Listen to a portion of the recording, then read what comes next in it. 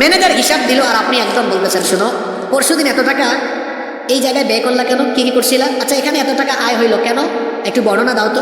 এখন যদি পয়েন্টে পয়েন্টে তারে জিজ্ঞাসাবাদ করেন, পয়েন্টে পয়েন্টে তারে যদি আপনি জেরা করা আরম্ভ করেন, বলেন এই হিসাবটা সহজ হবে না কঠিন হবে? জোরে বলেন, সহজ না কঠিন? আরে আগের সিস্টেমটা সহজ না কঠিন? আগেরটা সহজ।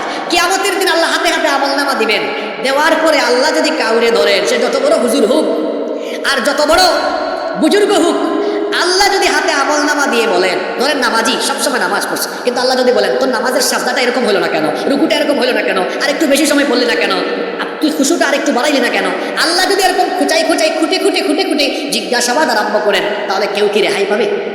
যদি বলেন রেহাই পাবে?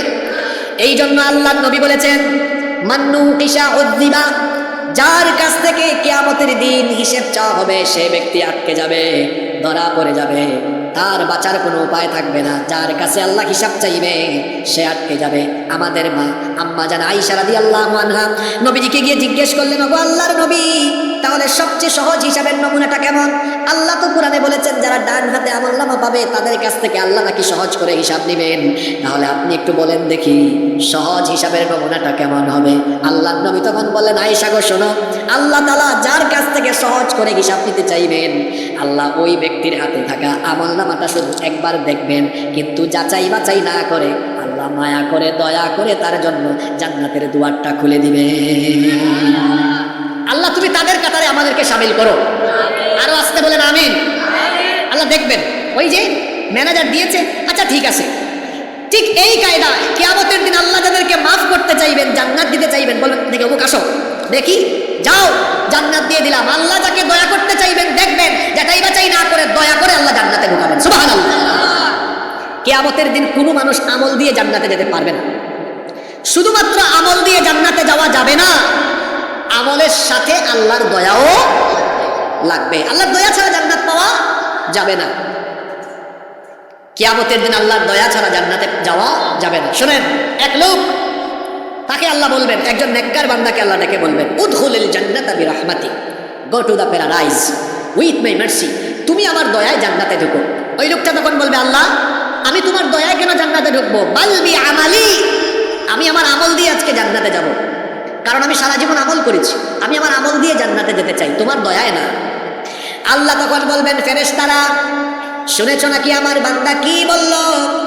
সে নাকি আমার দয়ায় জান্নাতে যেতে চায় না, সে নাকি তার সারা জীবনের নেক আমল দিয়ে জান্নাতে যেতে চায়।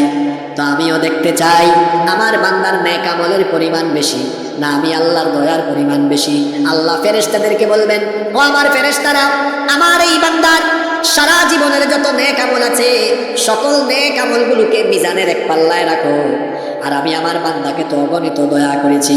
বলেন তো আল্লাহ কত দয়া করেছে, এগুলো কি গুনে গুনে শেষ করা যাবে নাকি? আল্লাহর নিয়ামত কোনোদিনও গুনে শেষ করা যাবে না। ওয়া ইন তাউদ্দু নি'মাতাল্লাহি লা তুহসুহা, আর আল্লাহর নিয়ামত যদি গণনা আরম্ভ করো গুনতে গুনতে কোনোদিনও শেষ করা যাবে না।